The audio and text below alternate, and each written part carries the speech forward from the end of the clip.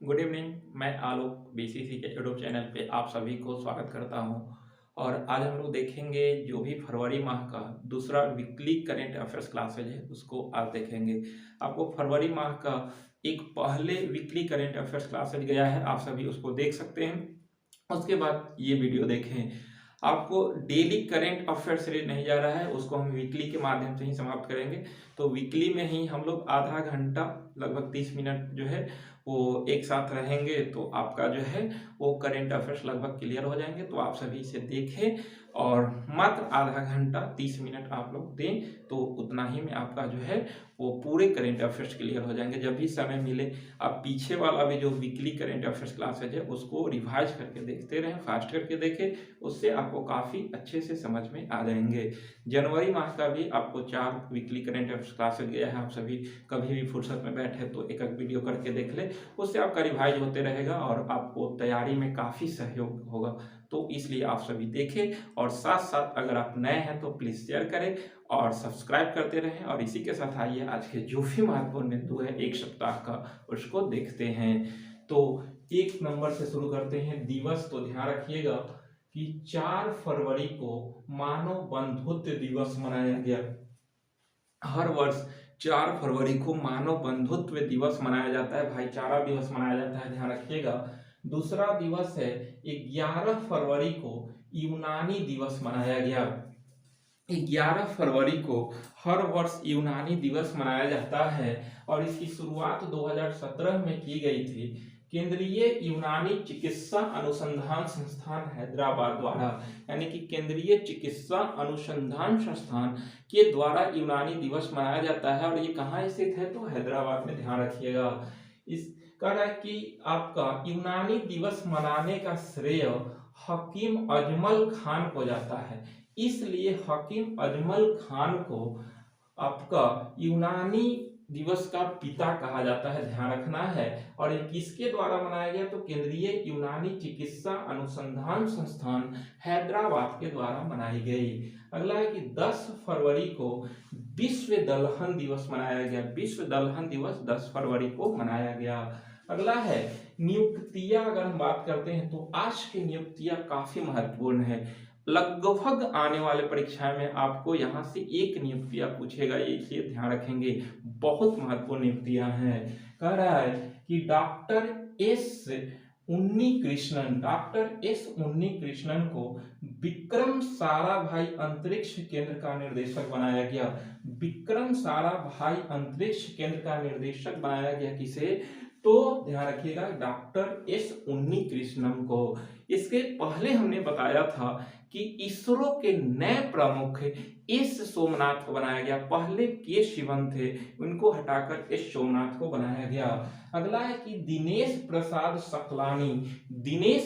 सकलानी को एनसीईआरटी का निर्देशक बनाया गया, ध्यान रखिएगा। National council of education research technology, ध्यान रखिएगा। तो इसके एनसीईआरटी के निर्देशक दिनेश प्रसाद सकलानी, काफी महत्वपूर्ण है। अगला है कि शांति श्री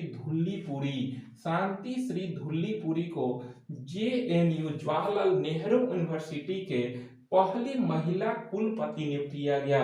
जेएनयू जवाहरलाल नेहरू यूनिवर्सिटी के पहली महिला कुलपति शांति श्री धुल्लीपुरी को नियुक्त किया गया, ध्यान रखिएगा। अगला है कि एम जगदीश कुमार को यूजीसी के अध्यक्ष यानी कि विश्वविद्यालय अनुदान आयोग के अध्यक्ष इसे बनाया गया। तो एम जगदीश कुमार को बनाया गया।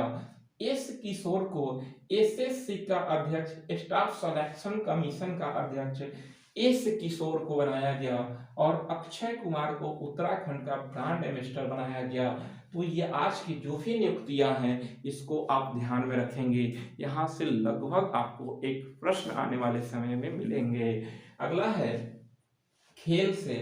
तो एएफसी महिला एशियाई फुटबॉल कप जिसका आयोजन महाराष्ट्र के अंदर किया गया।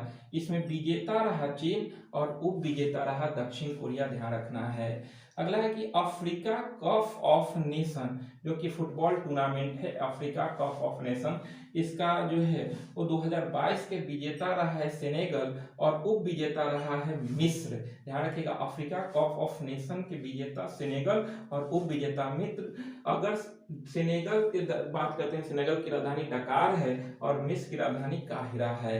अगला है कि दुनिया की तीसरा सबसे बड़ा क्रिकेट स्टेडियम, तो दुनिया का तीसरा सबसे बड़ा क्रिकेट स्टेडियम जो है वो आपका जयपुर में बन रहा है, इसकी आधारशिला रखा गया। ध्यान रखिएगा, दुनिया की सबसे बड़ी क्रिकेट स्टेडियम जो है वो आपका मोटेरा स्टेडियम है, जिसका नया नाम नरेंद्र मोदी स्टेडियम है, जो अहमदाबाद में स्थित है।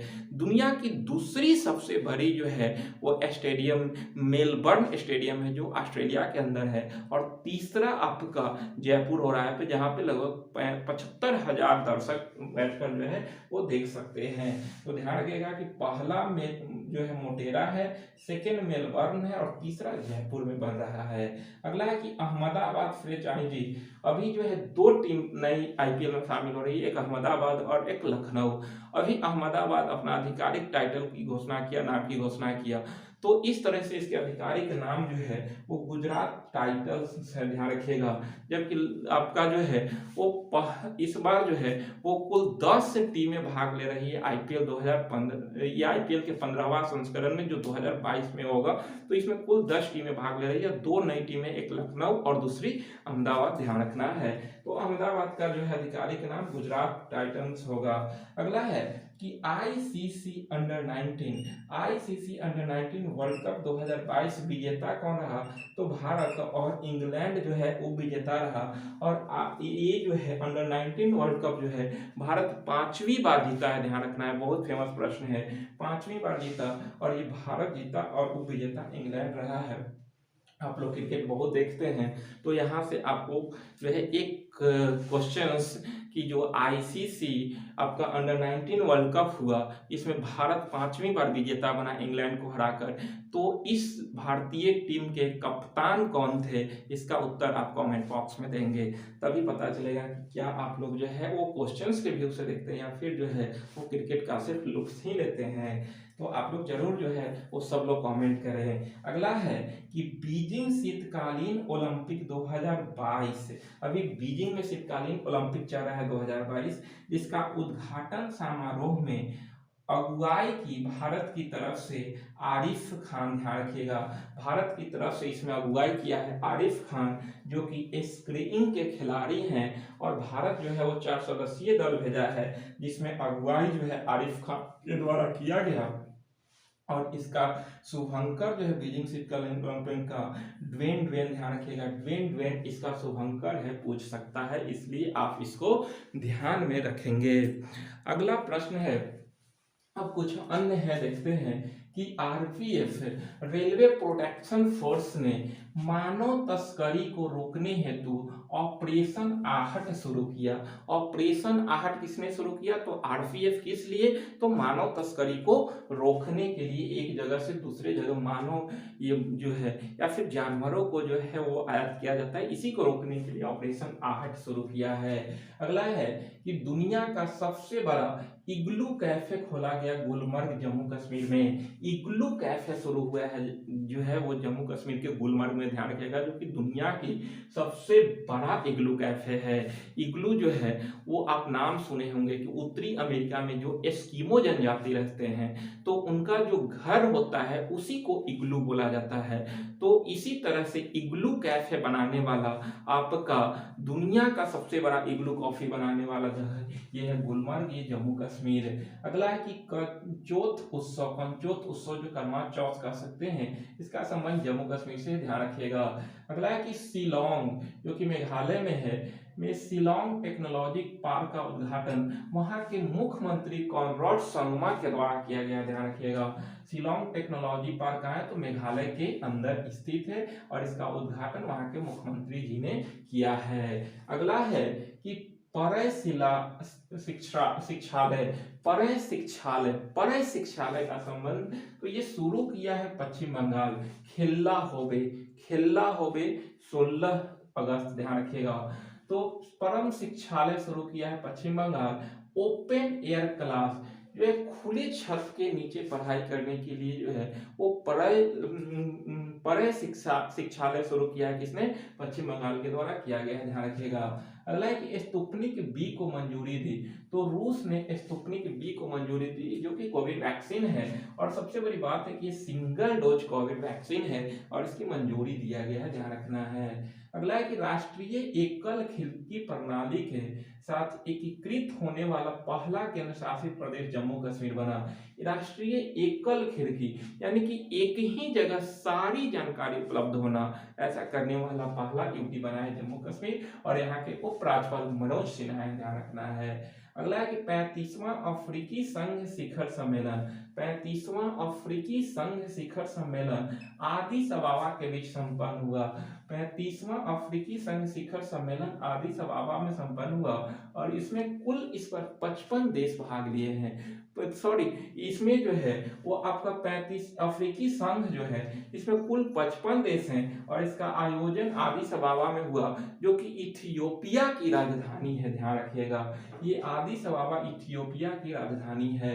अगला है कि स्तनपायी प्रजाति व्हाइट चीवर मैकाक, व्हाइट चीवर मैकाक की खोज अरुणाचल प्रदेश में किया गया, जो कि स्तनपायी प्रजाति है, ध्यान रखिएगा। व्हाइट चीवर मैकाक, और इसकी खोज अरुणाचल प्रदेश नॉर्थ ईस्ट में किया गया है। वर्ल्ड बुक ऑफ रिकॉर्ड्स द्वारा, वर्ल्ड बुक ऑफ रिकॉर्ड्स द्वारा 10,000 फीट से ऊपर दुनिया की सबसे लंबी सुरंग के रूप में अटल सुरंग को मान्यता दिया। अटल सुरंग रोहतांग दर्रा, रोहतांग सुरंग इसका पुराना नाम है, और ये हिमाचल प्रदेश के अंदर है। तो वर्ल्ड बुक ऑफ रिकॉर्ड्स ने जो है वो 10,000 फीट से ऊपर दुनिया की सबसे ऊंची सुरंग के रूप में अटल सुरंग को मान्यता दिया है, ध्यान रखिएगा। बहुत प्रीवियस क्वेश्चन है ये। अगला है कि भारत का पहला व्यवसायिक स्तर का बायोमास आधारित हाइड्रोजन संयंत्र स्थापित किया है खंडवा मध्य प्रदेश में। यानी कि भारत का पहला व्यवसायिक स्तर का बायोगैस आधारित हाइड्रोजन संयंत्र कहाँ स्थापित हुआ? तो खंडवा, जो कि अगर हम देखें तो प्रदूषण को कम करने के लिए ऐसा किया जाता है, क्योंकि हाइड्रोजन जो है वो ईंधन प्रदूषण मुक्त ईंधन है। अगला है कि जगन्नाथ चेडोडू योजना का संबंध, तो ये आंध्र प्रदेश से है, और ये खासकर यह योजना जो है, ध्यान रखिएगा, कि नाई धोबी एवं दर्जी के लिए कल्याणकारी योजना है, जो कि कोविड के समय में जो रोजगार विहीन हो गए उनको रोजगार देने के लिए, मुख्य धारा में जोड़ने के लिए आंध्र प्रदेश की सरकार के द्वारा इस योजना को लाई गई है, ध्यान रखिएगा। अगला है कि one ocean summit, one ocean summit का आयोजन फ्रांस के अंदर हुआ, और पीएम मोदी ने इसका भारत की तरफ से संबोधित किया है, ध्यान रखिएगा। तो वन ओशियन समिट का आयोजन फ्रांस, इसका उद्देश्य क्या है? तो महासागरों का सतत विकास एवं समुद्री परितंत्र को सुरक्षित करना, महासागरों का सतत विकास एवं समुद्री परितंत्र को सुरक्षित करना इसका मुख्य उद्देश्य है। अगला है कि टॉमटॉम ट्रैफिक इंडेक्स जारी किया 2021 का। इसने बताया कि सबसे भीड़ वाला शहर, तो पहला स्थान पे इस्तांबुल है जो कि तुर्की, पहला स्थान पे इस्तांबुल, और दूसरा पर मॉस्को है, और पांचवा पे मुंबई है। तो टॉप 10 में अगर देखा जाए तो पांचवा पर मुंबई है, और भारत में अगर देखा जाए तो पहला पे मुंबई है, 20 में पांचवा स्थान है, और 10वां पे बेंगलुरु है, और 11वां पे दिल्ली है। यानी कि टॉप 11 में जो है वो 3 भारतीय शहर है, 5वां पे मुंबई, 10वां पे बेंगलुरु, और 11वां पे दिल्ली। फर्स्ट पे इस्तांबुल और सेकंड पे मॉस्को है, ध्यान रखना है। इसमें तो ट्रैफिक इंडेक्स 2021 में काफी जो है वो आपको भारत में ट्रैफिक देखने के लिए मिलते हैं ये बड़े बड़े शहरों में। अगला है कि सदर्न डफर, सदर्न डफर जो कि तितली का एक दुर्लभ प्रजाति है, और ये कहाँ दिखा? तो नीलगिरी के पहाड़ी के क्षेत्रों में जो है वो आपका सदर्न डफर देखा गया है, जो कि तितली की एक दुर्लभ प्रजाति है। अगला है कि दुनिया के केंद्रीय बैंकों में सोने का दूसरा सबसे बड़ा खरीदार बैंक कौन है? तो आरबीआई है। तो दुनिया में जो है वो सोने की सबसे बड़ा खरीदार जो है वो दूसरा सबसे बड़ा बैंक कौन बना है, तो रिजर्व बैंक ऑफ इंडिया बना है। जबकि फर्स्ट पे बैंक ऑफ थाईलैंड है, पहला पे बैंक ऑफ थाईलैंड है और दूसरा पर आरबीआई, जो कि सोने का दूसरा सबसे बड़ा खरीदार बैंक है आरबीआई, पहला पे बैंक ऑफ थाईलैंड है। अगला है कि national centre of excellence carbon capture and utilisation स्थापित किया गया। ये आईआईटी बॉम्बे के द्वारा स्थापित किया गया है, इसलिए तो शुद्ध कार्बन उत्सर्जन हेतु इसका स्थापना किया गया है, ध्यान रखिएगा, आईआईटी बॉम्बे के द्वारा। अगला है कि 45वां अंतर्राष्ट्रीय कोलकाता पुस्तक मेला, 45वां अंतर्राष्ट्रीय कोलकाता पुस्तक मेला का फोकल थीम देश जो है वो बांग्लादेश है। तो इसलिए बांग्लादेश को चुना गया कि शेख मुजीबुर रहमान के जन्म के शताब्दी वर्ष मनाया गया। इसके साथ साथ जो है वो बांग्लादेश की आज़ादी के 50 वर्ष पूरे होने के उपलक्ष्य में इसका जो है वो अंतर्राष्ट्रीय कोलकाता पुस्तक मेला का फोकल थीम जो है वो बांग्लादेश रहा है। अगला है कि HIV जो एड्स का वायरस है, HIV वायरस के खोजकर्ता लुक मॉन्टेगियर, ध्यान रखिएगा, लुक मॉन्टेग्नियर का निधन हो गया, जो कि HIV वायरस के खोजकर्ता थे। अगला है कि महाराष्ट्र और यूएनईपी, महाराष्ट्र सरकार और यूनाइटेड नेशन एनवायरमेंटल प्रोग्राम ने माझी वसुंधरा अभियान के समर्थन हेतु एक समझौता किया है। माझी वसुंधरा अभियान का समर्थन हेतु ये समझौता किया है, जो कि आपका पर्यावरण को सुरक्षा के लेकर जो है ये एक समझौता हुआ है, ध्यान रखना है। अगला है कि फिनटेक ओपन समिट का संबंध किससे है, तो ये नीति आयोग से संबंधित है, फिनटेक ओपन समिट, और इसमें है कि आपका फाइनेंशियल टेक्नोलॉजी को बढ़ावा देना है इस अभियान के तहत। तो ये फिनटेक ओपन समिट का संबंध, ध्यान रखिएगा, नीति आयोग, और नीति आयोग योजना आयोग का ही स्थान लिया है। नीति आयोग की स्थापना 1 जनवरी 2015 को हुई थी और वर्तमान में इसके उपाध्यक्ष राजीव कुमार और अध्यक्ष प्रधानमंत्री मोदी हैं, क्योंकि नीति आयोग के दो जो अध्यक्ष होते हैं वो प्रधानमंत्री ही होते हैं, ध्यान रखिएगा आप। अगला है कि सबसे महत्वपूर्ण प्रश्न है कि 92 वर्ष की आयु में लता मंगेशकर जी का निधन हो गया। 6 फरवरी 2022 का निधन लता मंगेशकर का हो गया। लेकिन इससे संबंधित जो प्रश्न हम लोग देखेंगे, जहां से प्रश्न पूछा जा सकता है, तो जन्म हुआ 1929 में, कहां पर, तो इंदौर में, ध्यान रखिएगा, और निधन हुआ 6 फरवरी 2022 को। 1989 में इन्हें दादा साहेब फाल्के पुरस्कार दिया गया, जो कि फिल्म जगत का सबसे सर्वोच्च पुरस्कार दादा साहेब फाल्के पुरस्कार है, जिसकी शुरुआत 1969 ईस्वी में हुई थी। इसके बाद 1999 में इन्हें पद्म विभूषण से सम्मानित किया गया था। 1999 में पद्म विभूषण से सम्मानित किया गया। फ्रांस का सर्वोच्च सम्मान लीजन द सम्मान दिया गया था। 2001 में भारत रत्न से सम्मानित किया गया था, ध्यान रखिएगा। स्वर कोकिला के नाम से इन्हें जाना जाता था, और ये ध्यान रखिएगा कि मूल रूप से मध्य प्रदेश के थे। लता मंगेशकर पुरस्कार भी मध्य प्रदेश सरकार के द्वारा दिया जाता है, ध्यान रखिएगा। और यहाँ एक क्वेश्चन था कि लता मंगेशकर के नाम पर संगीत अकादमी स्थापित करेगा मध्य प्रदेश है, यानी कि संगीत अकादमी की स्थापित करने का निर्णय मध्य प्रदेश सरकार के द्वारा इनके निधन के बाद लिया गया, ध्यान रखिएगा। अगला प्रश्न है कि पीएम डिवाइन योजना, जो कि उत्तर प्रदेश के उत्तर पूर्वी क्षेत्र में जो है उसके विकास करने हेतु 1500 करोड़ जो है वो आवंटित किया गया है। पीएम डिवाइन योजना के तहत नॉर्थ ईस्ट के विकास के लिए इतना आवंटन किया गया है, क्योंकि प्रधानमंत्री मोदी बोलते हैं कि जो है जब तक नॉर्थ ईस्ट का विकास नहीं होगा तब तक पूरे भारत की विकास पॉसिबल नहीं है। इसीलिए जो है जब से सेंट्रल में जो है वो खासकर मोदी सरकार आई है, तब से जो है वो नॉर्थ ईस्ट पे कुछ खास विशेष ध्यान दिया जा रहा है, ध्यान रखना है। अगला है कि चौरी चौरा घटना के 100 वर्ष पूरे होने पर पीएम मोदी ने श्रद्धांजलि दिया। तो चौरी चौरा कांड जो है वो हुआ था, ध्यान रखिएगा, 1922 ईस्वी में। 1920 में असहयोग आंदोलन शुरू हुई थी, और 1922 ईस्वी में 5 फरवरी 1922 को चौरी चौरा घटना होती है, और आपका जो है, और इसी घटना के बाद तत्काल जो है वो महात्मा गांधी के द्वारा असहयोग आंदोलन की वापसी कर दी गई थी, समाप्त कर दी गई थी। तो ध्यान रखिएगा, तो 1922 में शुरू हुआ था, 2022 हुए, तो 100 वर्ष पूरे हुए चौरी चौरा घटना के, तो ध्यान रखना है आपको। अगला है कि भारतीय सेना ने anti tank guided missile Konkurs M Konkurs M हेतु भारत डायनेमिक्स लिमिटेड से 3131 करोड़ का समझौता किया है। ध्यान रखिएगा, भारतीय सेना भारत डायनेमिक्स लिमिटेड से 3131 करोड़ का समझौता किया है। किस लिए? तो एक एंटी टैंक गाइडेड मिसाइल जो है वो कोकर्स एम के लिए जो है ये समझौता किया, ध्यान रखना है। अगला है कि ओलंपिक विधि या फिर ओलंपिक बुलवार्ड दिल्ली के स्ट्रीट स्ट्रीट एस्केपिंग परियोजना का हिस्सा है। स्ट्रीट एस्केपिंग परियोजना का हिस्सा बना दिल्ली का कौन सा? तो ओलंपिक विधि या ओलंपिक बुलवर्ड।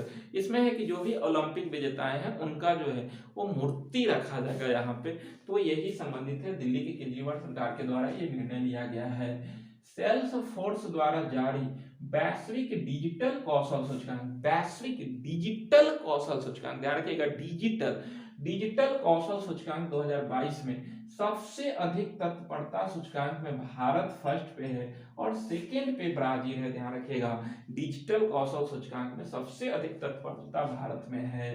कुल 19 देश इसमें भाग लिए थे। अगला है कि वित्तीय साक्षरता सप्ताह मनाया जाएगा 14 से 18 फरवरी के बीच वित्तीय साक्षरता सप्ताह। थीम इसका क्या है? ध्यान रखिएगा कि गो डिजिटल गो सिक्योर, गो डिजिटल गो सिक्योर इसका थीम है। वित्तीय साक्षरता सप्ताह का 14 से 18 फरवरी के बीच मनाई जाएगी। ISRO Indian Space Research Organisation 2022 का पहला उपग्रह EOS-04 है जो कि PSLV C-52 से लॉन्च किया गया, जो कि पृथ्वी की निगरानी हेतु है। ध्यान रखिएगा, इसरो की स्थापना 1969 में हुई थी। इसका मुख्यालय बेंगलुरु में है और वर्तमान जो है वो इसके प्रमुख एस सोमनाथ हैं। ध्यान रखिएगा, हाल ही में नए बने हैं। अगला है कि ब्लूमबर्ग बिलियनियर्स इंडेक्स के अनुसार एशिया का सबसे अमीर व्यक्ति कौन है? ब्लूमबर्ग बिलियनियर्स के अनुसार सबसे अमीर जो है गौतम अडानी है, जो कि विश्व में इनका 10वां स्थान है, और मुकेश अंबानी का विश्व में 11वां स्थान है और भारत की तरफ से दूसरा है। अगर वर्ल्ड में हम बात करते हैं, वर्ल्ड में फर्स्ट स्थान पे इस पे जो है वो एलन मस्क हैं। स्पेस एक्स के मालिक एलन मस्क जो है फर्स्ट पे हैं और सेकंड पर अमेजन के जेफ बेजोस हैं। तो ध्यान रखिएगा, फर्स्ट पे एलन मस्क, सेकंड पे जेफ बेजोस और 10th पे गौतम अडानी और 11th पे मुकेश अंबानी। एशिया में बात करें तो फर्स्ट पे गौतम अंबानी और दूसरे पे जो है मुकेश अंबानी हैं। अगला है कि पावरथॉन 2022 का संबंध, तो ये विद्युत मंत्रालय से संबंधित है। पावरथॉन, तो पावरथॉन में क्या है कि बिजली के वितरण के बीच जो समस्या हो रही है फिर आपूर्ति को बेहतर करने हेतु जो है वो पावरथॉन 2022 का जो है वो संबंध है, उसी से ध्यान रखिएगा। तो बिजली वितरण की समस्या में आपूर्ति बेहतर करना।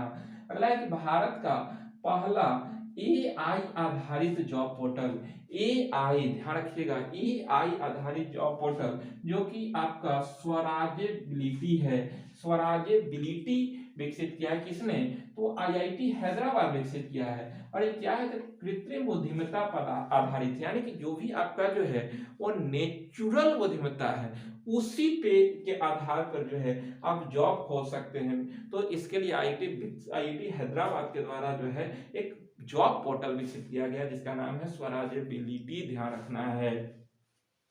अगला है कि गहन मिशन इंद्रधनुष 4 जो कि टीकाकरण से संबंधित है। इसकी शुरुआत 7 फरवरी 2022 को हुई और 416 जिलों में जो है वो कवर किया। भारत के कुल जो है वो 416 जिलों को ये कवर कर रही है, ध्यान रखिएगा। अगला है अंतर्राष्ट्रीय अर्ध शुष्क उष्णकटिबंधीय फसल अनुसंधान का मुख्यालय, तो ये हैदराबाद में है। अंतर्राष्ट्रीय अर्ध शुष्क उष्णकटिबंधीय फसल अनुसंधान का मुख्यालय हैदराबाद में स्थित है। इसकी स्थापना 1972 ईस्वी में की गई थी। हालांकि इसमें क्या किया कि 6 पौष्टिक फसल को स्मार्ट फूड में शामिल किया है। 6 पौष्टिक वाले जो फसल हैं उनको स्मार्ट फूड में शामिल किया। वो कौन कौन है? तो इसमें ध्यान रखिएगा कि काबुली चना है, अरहर है, बाजरा है, रागी है, चारा है और मूंगफली। तो ये 6 फसलों को स्मार्ट फूड में शामिल किया है ये संस्था, ध्यान रखना है। अगला है कि RBI reserve bank of India जो कि शक्तिकांत दास 24वें गवर्नर हैं इसके, इन्होंने मौद्रिक समीक्षा जारी किया। मौद्रिक समीक्षा हर 2 वर्ष पे होती है, हम बताए थे। वर्ष में 6 बार मौद्रिक समीक्षा होती है। मुद्रास्फीति की जांच की जाती है, मुद्रा की मूल्य तय की जाती है। तो हर 2 माह पे जो है मौद्रिक समीक्षा होती है जिसकी अध्यक्षता RBI के गवर्नर करते हैं। इसमें कुल जो है कुछ 6 मेंबर्स होते हैं और इसमें जो है वो ध्यान रखना है कि आरबीआई गवर्नर इसकी अध्यक्षता करेंगे, हर 2 माह पे होगी। तो इसमें अपना तय किया, जिसमें रिवर्स रेपो रेट 3.35% है, रेपो रेट 4% है, बैंक रेट 4.25% है और मुद्रास्फीति जो है वो 2 से 6% में वृद्धि हुई है। मुद्रास्फीति यानी कि मुद्रा के मूल्य में कमी और कीमतें बढ़ जाती है, मूल्य जो है वो घट जाती है। तो इस तरह से मुद्रास्फीति में 2% से 6% की वृद्धि हुई है। अगला है कि प्रवीण कुमार सोबती भीम। तो आप लोग जो है महाभारत, बी.आर. चोपड़ा की महाभारत देखते होंगे, जिसमें भीम जो है वो, जिनका मूल नाम प्रवीण कुमार सोबती है, उनका निधन हो गया, ध्यान रखिएगा। तो बी.आर. चोपड़ा के सीरियल में जो है वो प्रवीण कुमार सोबती, जिन्हें भीम के रूप में देखा जाता था, उनका निधन हो गया, ध्यान रखना है। अगला है कि one nation one ration card scheme लागू करने वाला भारत का 35वां राज्य या यूटी बना है Chhattisgarh. One nation one ration card scheme, यानी कि आपको एक स्टेट से दूसरे स्टेट में जाते हैं तो आपको राशन लेने में प्रॉब्लम नहीं होंगे, इसीलिए one nation one ration card scheme जो है वो लगभग धीरे धीरे जो है सभी राज्य और केंद्र शासित प्रदेश इसको लागू कर रहे हैं, ध्यान रखना है। अगला है कि कुछ पुस्तकें हैं कि गोल्डन बॉय नीरज चोपड़ा। नीरज चोपड़ा जो गोल्ड मेडल जीते थे 7 अगस्त 2021 को। तो गोल्डन बॉय नीरज चोपड़ा नवदीप सिंह गील की ये पुस्तक है, लॉन्च विमोचन किया, ध्यान रखिएगा, नवदीप सिंह गील। अगला है कि अटल बिहारी वाजपेयी के लेखक कौन है। अटल बिहारी वाजपेयी के पुस्तक के लेखक कौन है, जिसका जो है विमोचन किया गया, तो सागरिका घोष हैं। सागरिका घोष जो है इसके राइटर हैं। और अगला है कि 18वां माधवराव लिमये पुरस्कार। 18वां माधवराव लिमये पुरस्कार जो है वो केंद्रीय सड़क एवं परिवहन मंत्री नितिन गडकरी को दिया गया, ध्यान रखिएगा। तो इस तरह से आज हमने जो है फरवरी माह का दूसरा वीकली करंट अफेयर्स क्लास में देखा। एक सप्ताह का जो भी आपका महत्वपूर्ण बिंदु था उसको हमने एक वीडियो में लाकर आपके लिए काफी आसान बनाया। तो आप सभी इसे देखें और देखने के साथ साथ प्लीज आप सभी इस क्लास को शेयर करते रहें, सब्सक्राइब करें, लाइक करें। फिर मिलेंगे हम सभी आप सभी के बीच। तो आप सभी को बहुत बहुत शुक्रिया।